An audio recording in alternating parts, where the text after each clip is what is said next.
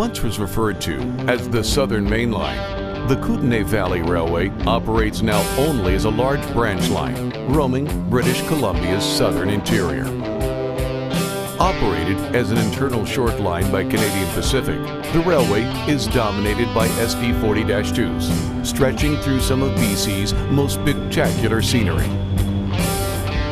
Elevation Media filmed Kootenay Valley's operations starting from Cranbrook, following the railway's only train, the Hot Shot, through the cities of Nelson, Castlegar, and Trail.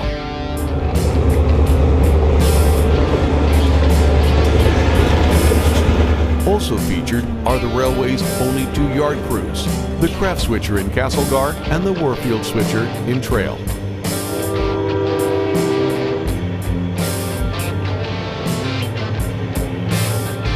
With over 90 minutes of footage, this program also includes bonus features covering Nelson's electric tramway,